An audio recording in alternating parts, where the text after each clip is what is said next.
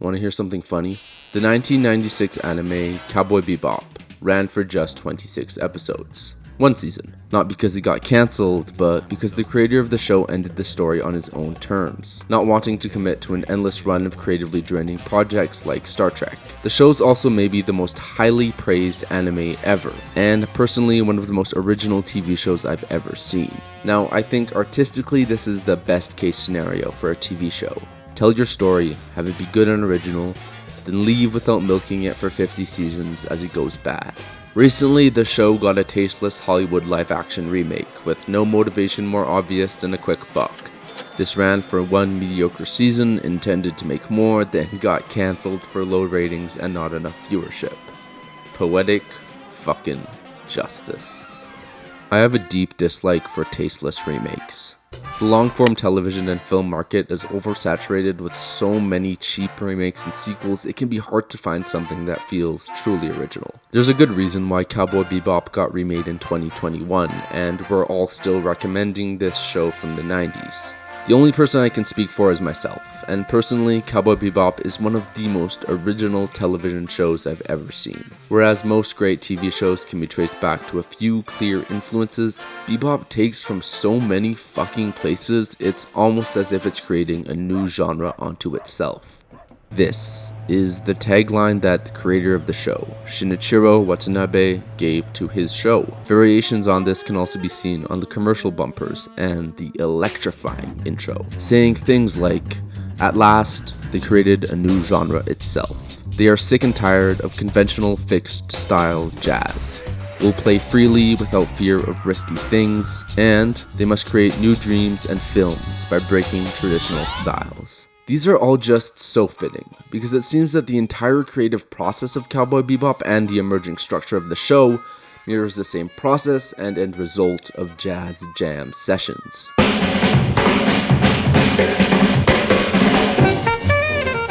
Where each musician plays their own unique instrument in a live performance, making the music up on the spot to form a cohesive piece. And yes, the show is animated, so every single beat needs to be carefully planned out down to the frame. But watching the show, it doesn't seem that way. Just like in a jazz session, ideas are thrown around in unconventional and risky ways that seem like they wouldn't work in theory, but they do in execution. It's messy, but it all contributes to the unifying style of the piece as a whole. It works mainly because each musician is a master of their respective instrument while also knowing how to play off the other musicians in risky ways. Jazz is also probably the most prominent genre of music that plays throughout the show. And music was also such a big influence on the style of just everything else.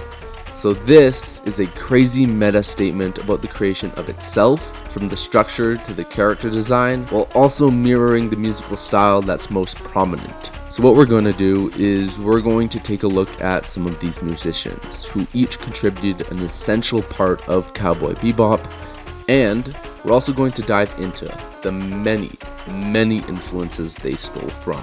So, since we're already on the subject, let's talk about music.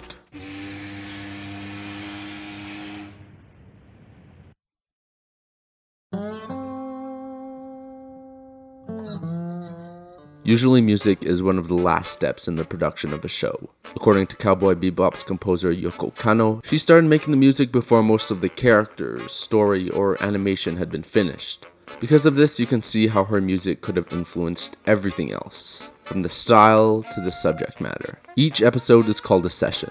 The names of each episode are almost always either references to song names or musical genres. The music itself has influences that range just as far as any other aspect of the show, with rock, blues, opera,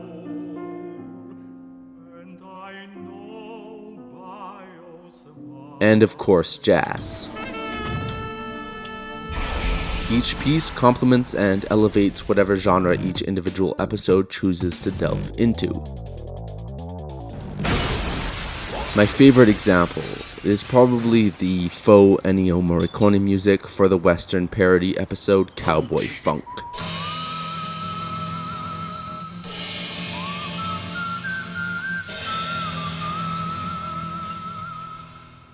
Andy? If you don't know who that is, you will undoubtedly recognize his work. Wyatt Earp と呼んでくれ。You 連続爆ハマーテリーボマー。俺が？ Ennio Morricone pretty much invented the sound of Western movies with his work scoring the films of Sergio Leone, who is another big influence on Cowboy Bebop. The entire episode, Cowboy Funk, is an homage to his work, and the protagonist of the show, Spike, is partly modeled off Clint Eastwood's Man with No Name.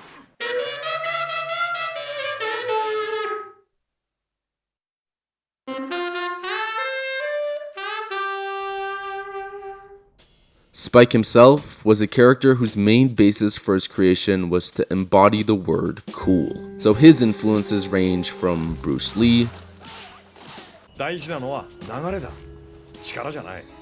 え？水のようになるんだよ。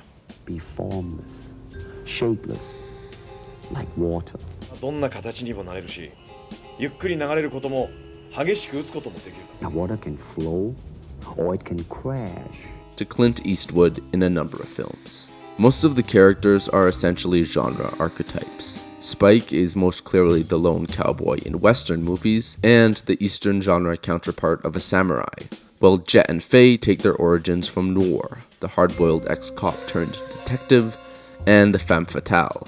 Ed and Ein are influences taken from real life, Ed actually being modeled after the composer Yoko Kanno, and Ein from Watanabe's friend's dog. Some characters' relationships are also stolen. Take the romantic comedy character relationship of Butch Cassidy and the Sundance Kid, which is pasted onto Spike and Jet. All of these characters, by the way, were created by both Watanabe and character designer Toshihiro Kawamoto. Like any great TV show, they're all wildly different in personality and character design. It's easy to see who's who just by looking at their silhouettes. Some characters are taken from movies or TV shows, such as Stella and Rocco being the main characters in the 1951 noir film On Dangerous Ground, or the two antagonists from the first episode, Asimov and Katerina, who are ripped from Antonio Banderas and Salma Hayek's characters in Robert Rodriguez's Desperado. Some character influences are more subtle. The show as a whole takes a lot of inspiration from the anime adventure TV show Lupin III. So here we can see Wen wearing Lupin's signature outfit, and in session number 15,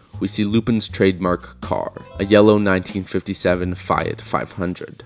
When Spike faces off against Vicious, a lot of inspiration is taken from the action films of John Woo. In The Ballad of Fallen Angels, the shootout in a cathedral is an homage to the film The Killer. And Spike and Vicious swapping weapons mirrors a scene in A Better Tomorrow 2.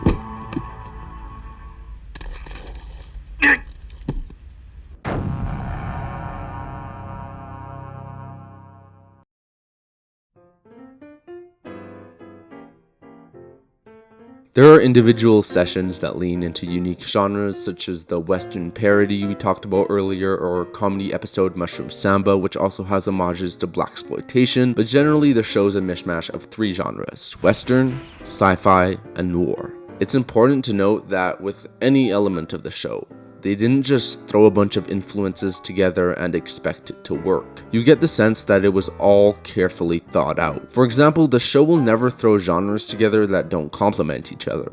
Western and sci-fi complement each other by each essentially being adventure movies, albeit one being in the desert and one in space. The show borrows the Western story trope of cowboys going after bounties and mixes it with the interplanetary adventure of science fiction instead of the desert. The plot and themes borrow heavily from noir, by revealing the character's past through flashbacks, and then having the reconciliation of one's past being a major theme. The noir elements allow us to explore the complexities of each character, while the Western and sci-fi ones keep the show exciting with unique locations and characters in the form of bounties. Usually the trick of making a great movie or TV show is in riding the line between playing into genre expectations while surprising the audience by creating something that the genre has never seen before. Bebop gets around this by not limiting itself to a single genre, so that everything you see is something that you've never seen before, or at least not in this presentation.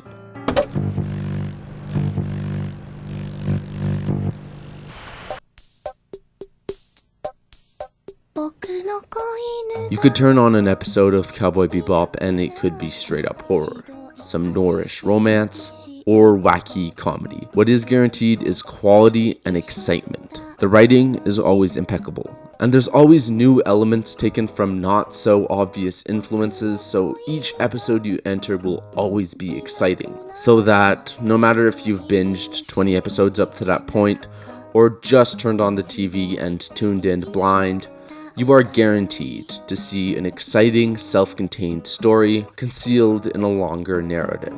Remixing in just the right way is what makes something truly original. Because as much as I hate this, I have to admit that remakes are an integral part of the creative process. The trick is not to blatantly rip off and instead steal from so many different sources that the end product becomes its own creation. Something interesting to think about is that all of the movies and TV shows that we call original or new are just way better at hiding their influences. I wanted to create something that had never been seen. You've seen a lot in the past and find things you like. These days, many people will try to create what they've seen. That's not what I wanted to do. I probably included what I've seen and liked, but the overall picture will become something totally new. Create something never seen before was my goal. Sort of.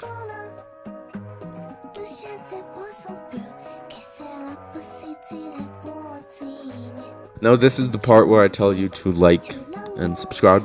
So if you enjoy this, if you enjoy some of the other videos I've made, click the like button. If you click the dislike button, nothing will happen. Do what you want. Click the like button, subscribe if you enjoy this content.